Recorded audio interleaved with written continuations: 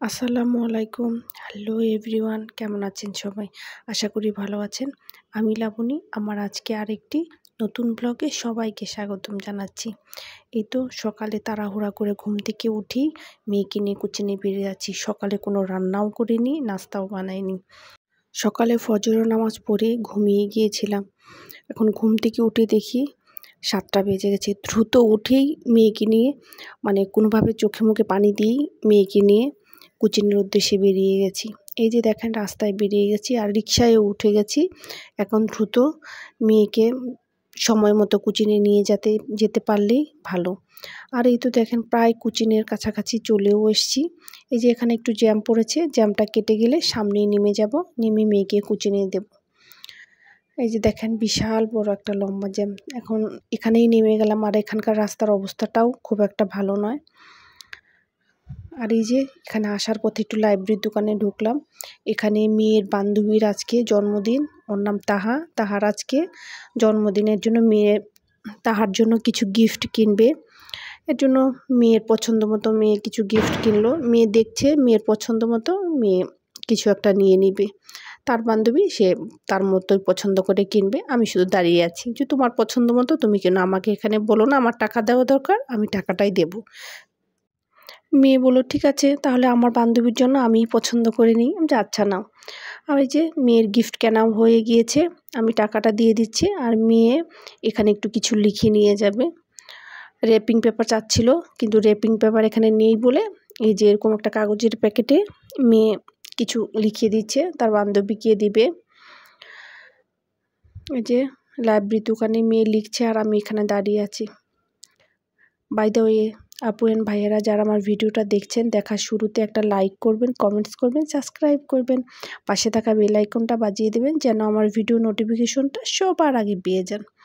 এই যে আমার মেয়ের লেখা শেষ হয়ে গিয়েছে। এখন মেয়েকে নিয়ে এই সামনেই মোড়টার ভিতরে ঢুকলেই মেয়ের কোচিন, মেয়েকে কোচিনে দেব।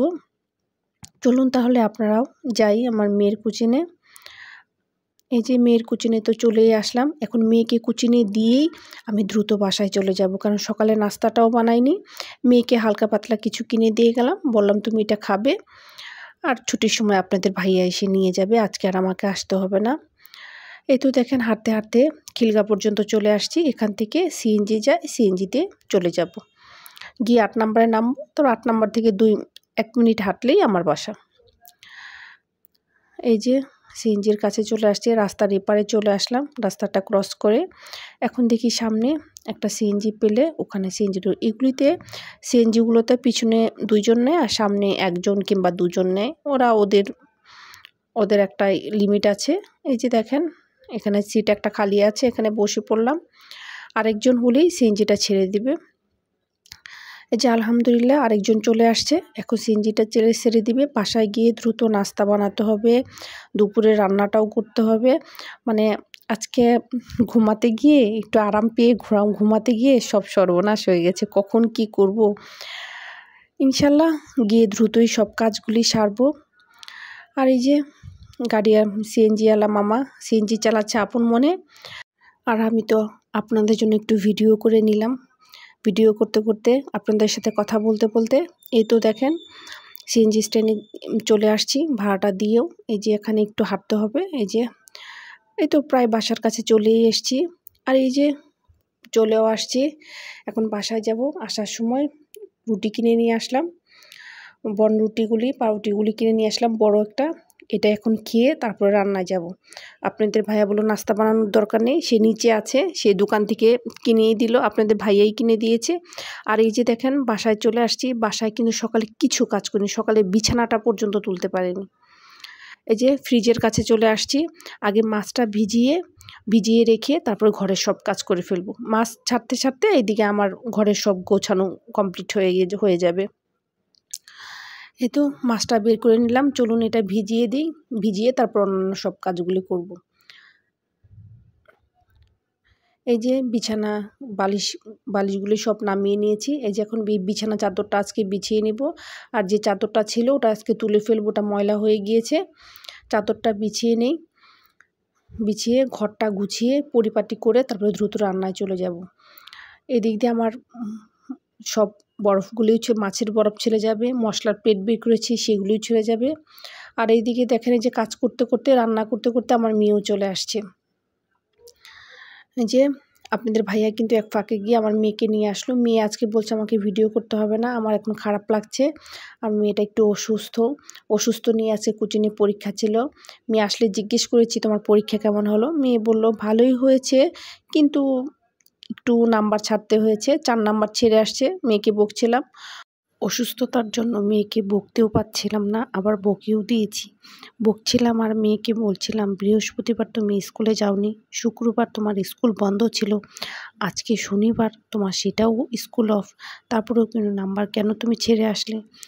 বকতে বকতেই মেয়েকে বলছিলাম যাও, এখন যাও, গোসল করো, গোসল করে আসো, এসে রেস্ট নাও, তারপরে তুমি কালকে আবার কোচিং আছে সেইটার পড়া পড়ো।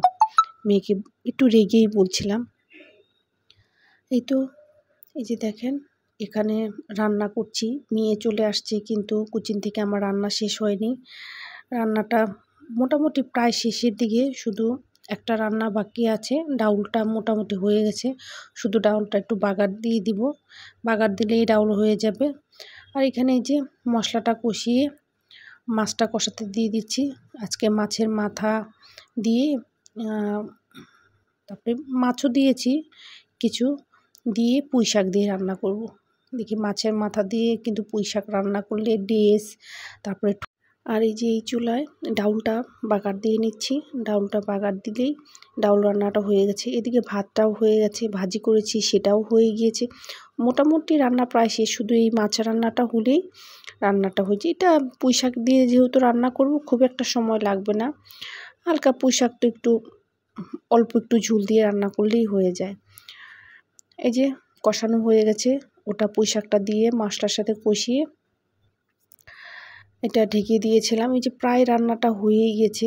আসলে চুলার জালটা বেশি থাকলে হয়তো বা তখন রান্নাটা হয়ে যেত। আছে মোটামুটি কালকের তুলনায় আজকে বেশ ভালোই চুলার জালটা আছে। আর এই যে দেখেন মোটামুটি আমার রান্নাটা প্রায় শেষ হয়ে গেছে, খেতে দিয়ে দিব। তাহলে খেতে খেতে আজকে এখান থেকেই বিদায় নিচ্ছি। দেখা হবে নেক্সট ভিডিওতে। সে পর্যন্ত সবাই ভালো থাকবেন, সুস্থ থাকবেন, আমার পাশেই থাকবেন, আমাকে সাপোর্ট করবেন। আসসালামু আলাইকুম, আল্লাহ হাফিজ।